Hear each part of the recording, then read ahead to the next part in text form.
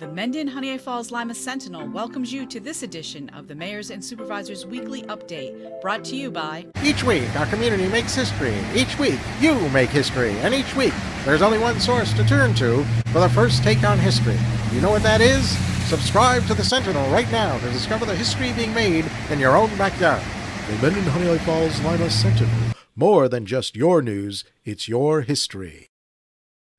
Hey everybody, welcome again to today's Mayors and Supervisors Update.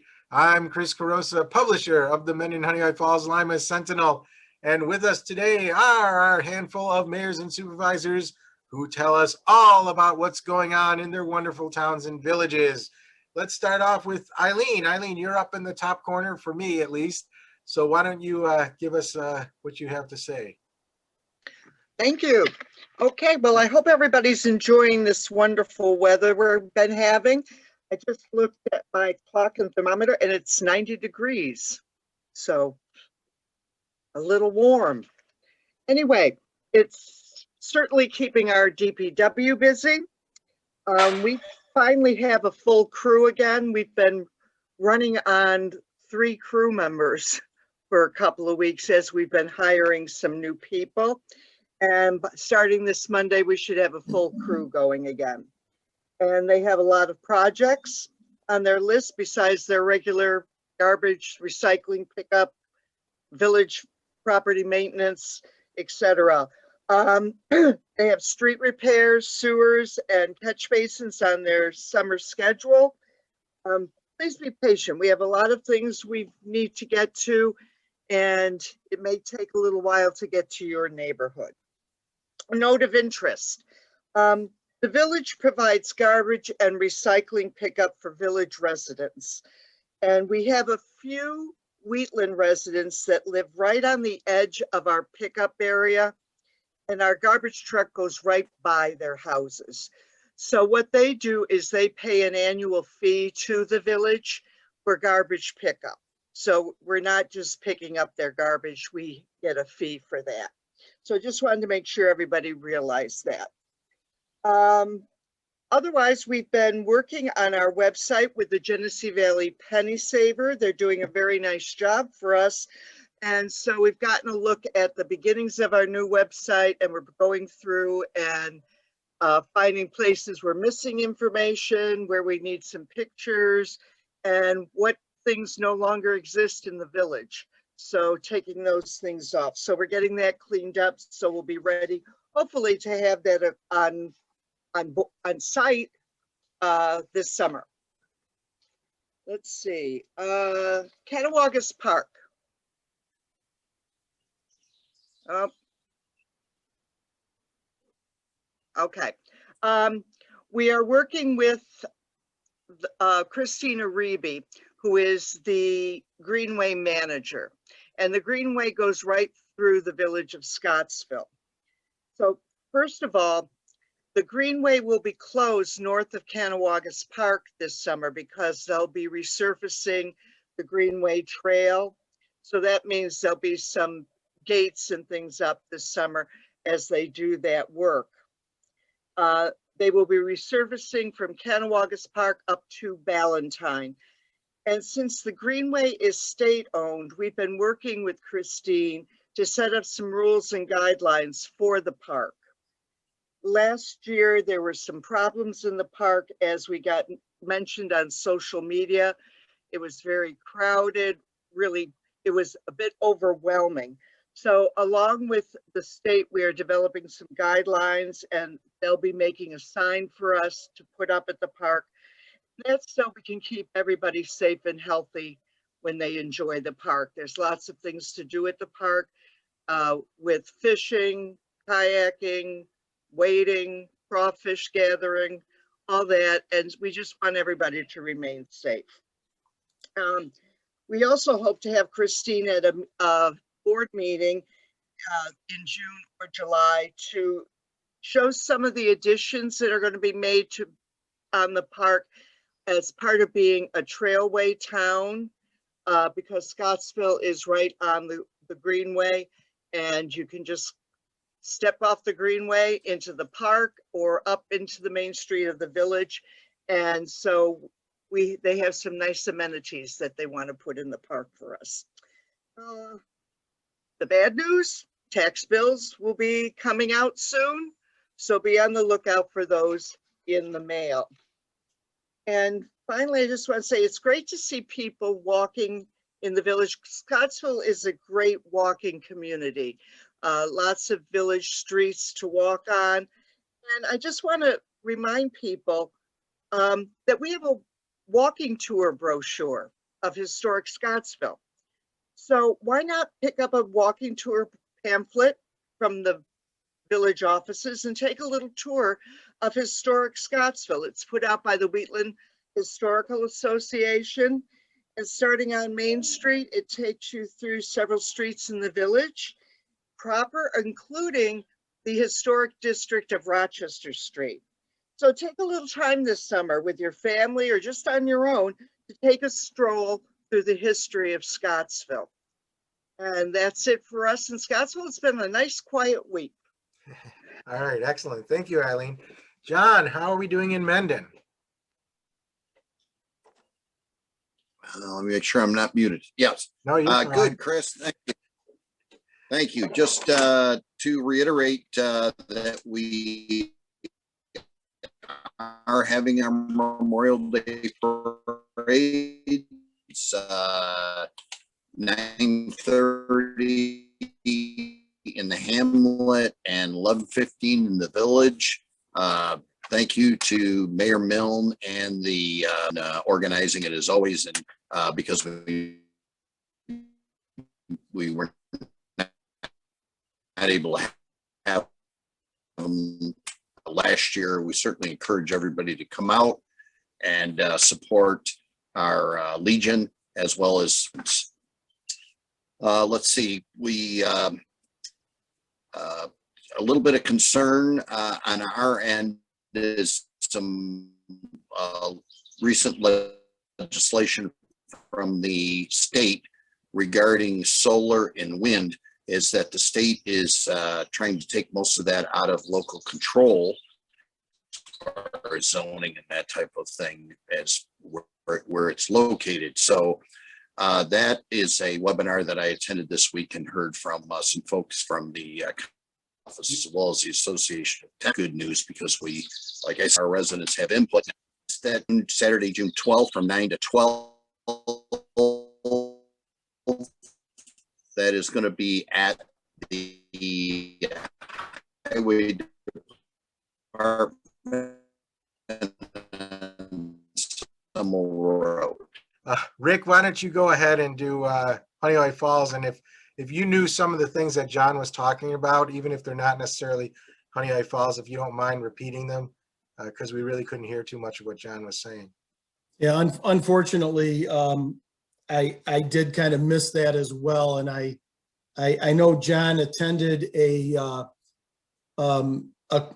seminar regarding solar power, et cetera, and there's been some word coming through that the state is trying to take the control of solar and wind power in our local communities as far as its legislation, zoning, et cetera.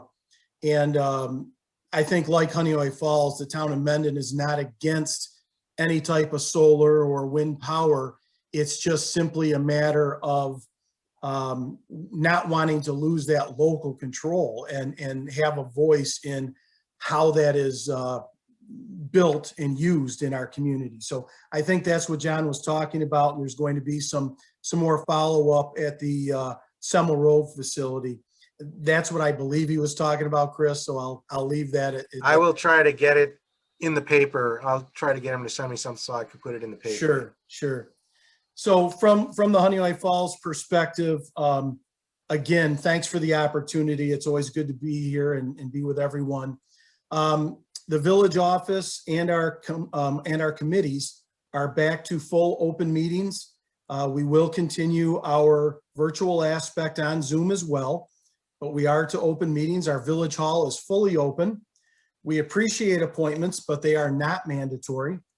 We do ask people to continue to wear masks into our building, but if they are fully vaccinated, as through recent CDC guidelines, et cetera, and state guidelines. If they are fully vaccinated, they do not have to wear the mask in, but we are not going to police this policy.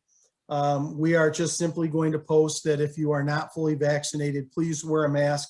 And I also know there are a lot of people, including myself, that are fully vaccinated, that when I enter buildings, I'm just wearing my mask anyway, and will continue to do so for the distant future, I'm sure. We will continue to use our plexiglass barriers, and we will do our best to socially distance when meeting with individuals or within groups. We're very excited. As I've mentioned before, our Good Vibes Flowing concert series continues this coming, not this coming Tuesday, but continues on June 8th. Tuesday, June 8th, the full lineup will be provided in the Sentinel in the next week or two. Concerts are every Tuesday at 6 p.m., weather permitting. We do expect to have 2 food trucks there each week, and the excitement is beginning to build to hear some great music every Tuesday night at the gazebo in Harry Allen Park. As reported this week in the Sentinel, the Village of Honeoye Falls and the Honeoye Falls Fire Department are very happy to continue moving the new fire hall project forward. We have chosen HBT Architects in the last week as the firm to move forward with as this process moves forward. We expect phase 1 to begin within the next 30 days, which will provide the initial planning, cost development, et cetera, to bring us to a referendum position. Phase 1 is critical to trying to attain federal and state funding and knowing what that total cost is going to be.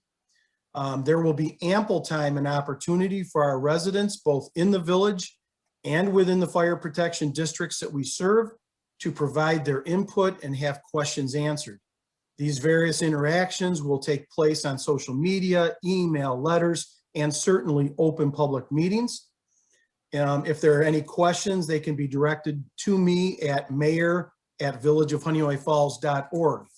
I think it's also important to mention that the committee that we've had has done a stellar job. It's been a very diverse committee of residents, some business owners, certainly members of the fire department and the village board. But then we've also engaged our partners in the town of Mendon and West Bloomfield. Todd has had, Supervisor Campbell has had a representative from the Iona Fire Department involved in the meetings. And a town councilman from Mendon has been involved as well. So we've had a very good group, and we're very excited about where we're at. Now, again, I want to be clear that even though we've come to an agreement with critics, we have not bought the property. We have a legal agreement in place to purchase the property as this project moves forward, but certainly we have to have the funding in place. And we have to go through the referendum process. So a lot to do on this, but it is very exciting. Also at our village board meeting this past week, we did have a public hearing. The village board did hear from residents and persons interested in the proposed change to our firearms code and the discharge of firearms within the village. This law was indeed changed to remove archery from this law. This will allow for specific, very targeted, but specific properties within the village, all private property, I want to add, that are conducive to bow hunting to allow this to occur. It will be up to the property owners to fully follow New York State DEC regulations, and persons participating in this activity as hunters must follow all regulations as well. And I want to stress, this is not going to occur on village-owned public lands such as our parks. This is going to be on targeted private properties. And then the village board also approved the expenditure of funds to complete our comprehensive plan update. This project has been worked on, and the expenditure approved is simply to complete the task and finalize the updated plan. The completed updated comp plan will then go to a public hearing for formal approval. And then lastly, we are working, the village board and village is working with Rotary to discuss the future of the Scout House at Harry Allen Park. That is housed Troop 10, the longest reigning Boy Scout troop in BSA America in the country. And Rotary has been a sponsor of that group, I believe, since 1929 or 1930. Rotary purchased the current Scout House and moved it to its current location back in the 29-30 timeframe. And we are working with Rotary to potentially allow them to take full control of the building and lease the property directly thereunder to continue to use this as a Scout House for Troop 10 for the years to come. And this is something that Rotary would like to, enhance their involvement with this. And we sincerely appreciate their involvement over the years. We are going to continue to work with them on this project to a mutually beneficial agreement. This will not detract at all from our beautiful Harry Allen Park and its current policies and uses. So we're looking forward to that, and we appreciate Rotary being part of this. That's it for me this week. I appreciate the opportunity, Chris, and great to see everybody. All right. Thanks, Rick. Todd, you're back. You were originally first in line, but just as we started, you switched to get at the end. That's fine with me. W is often towards the end of the alphabet anyway. So Okay. he even comes after Village, so that's okay. So thanks, Chris, and thanks again for hosting us.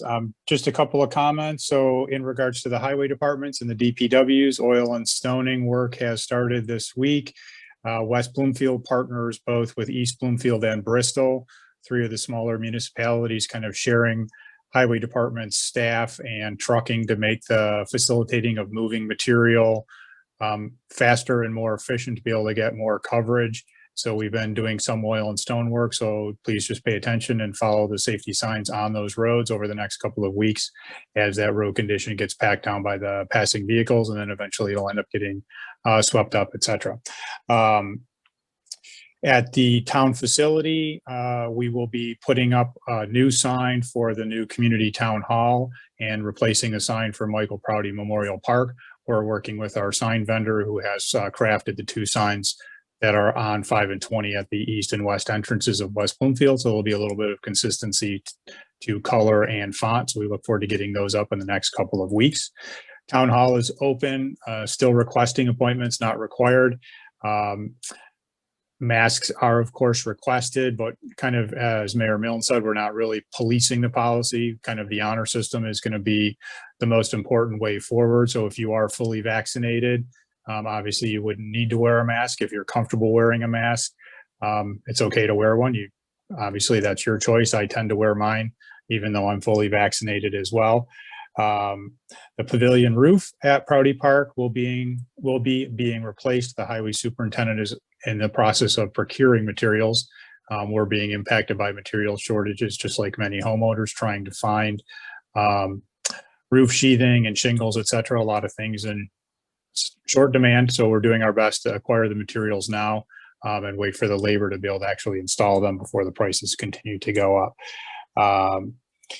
Summer Rec, our partnership with both East Bloomfield and the town of Honeoye Falls, that will continue. Most of the folks in West Bloomfield, their kids are in the Bloomfield School District. So the flyers for that Summer Rec program went home on Friday. So you should have received information about that program. And there's going to be a little bit more as far as some afternoon athletic opportunities at Veterans Park in East Bloomfield for the kids from the Bloomfield School District to participate in. If you did not receive any information, feel free to send me an email and I will forward that on to you. We do have some of the information available at the town hall as well. And as a reminder, the Memorial Day Parade in East Bloomfield has been canceled. The three supervisors and the mayor made that determination a couple of weeks ago. Got confirmation from Commander Spike from the Legion in the last day or two that he's still in support of that. It's a pretty heavily attended, very densely packed parade, and it was determined to not really be safe. We are working on some ways to actually memorialize our veterans at the cemeteries in coordination with local fire departments, scout troops and musicians from the school to at least put out the flags, the wreaths, play taps, and just perform an individual ceremony at each of the cemeteries rather than having that main parade. And we are looking at scheduling a parade further in the summer, not only to memorialize our veterans, but kind of to celebrate and be able to have all of our residents, be able to appreciate a parade and all the folks who are usually involved in the parade. And whether we do that 4th of July or some other time, in July or August, but we look forward to kind of reconvening all of those folks that we can have that public celebration like people have come to expect. We have done the virtual recording for the Memorial Day ceremony that's usually held in Elton Park. All of the standard attendees kind of recorded a portion of that ceremony, so that virtual ceremony is out there, and then we will be working on those individualized ones. At least in West Bloomfield, that's what I'm going to be doing at the cemeteries. In North Bloomfield, Ionia, and then the 2 in the center here of town. So that is it for me. Thanks, Chris. Okay. I did have a question about Memorial Day parades. I don't know if Rick or Todd. I could swore we got something saying that there was something going on in North Bloomfield. Is that correct? Yeah. I'm sorry, Todd. I don't mean, you want to take that or? Yeah, well, North Bloomfield, I believe their cemetery is actually supported by the Legion out of Honeoye Falls. So the Legion and folks from Honeoye Falls go into North Bloomfield and provide that parade. It's run by the North Bloomfield Association through the chapel in their building. They won't be letting folks into the building, but they will be having that ceremony at the cemetery in North Bloomfield. And I think that parade total distance might be 100 yards, something like that. They march from that corner to the parade, so it's very short, but primarily to be able to do the honoring of the veterans in the North Bloomfield Cemetery, supported by the Honeoye Falls Legion. And Yep. That's absolutely correct. And just to add to it, Chris, we're actually going to be back to the standard timeline and processions that we have every year. So North Bloomfield, first thing in the morning, I'm trying to remember if it's 8:30 or 9 o'clock. But that will be the standard march, as Todd said, from the corner of Quaker Meeting House to the cemetery. They'll read off all the names. I did speak with Doreen Haller involved with the chapel, and she was asking me about, their little, breakfast brunch time. And I suggested to her that, just prepare some plates and just hand them out so people don't go in the chapel. And I think to Todd's point, that's what they're doing. So from there, everyone will go to the hamlet of Mendon for the Mendon parade. And then from there, they go to Honeoye Falls. So that it's really back to the standard schedule we've had. Okay, great. All right. So Eileen, did you have anything more to say or no? So we're all set. All right, great. I'll contact John. I know Mike was cleaning today, so he couldn't come on. He should be doing a report, and Jerry had a meeting, so hopefully he'll give me a report too. You can read that in the paper. If you're watching this on Sunday at 1 o'clock and you're saying, hey, where's everybody else? Well, you'll be in the paper. You can see it there. All right. So for everybody, bye-bye for now. Take care. thanks, Chris.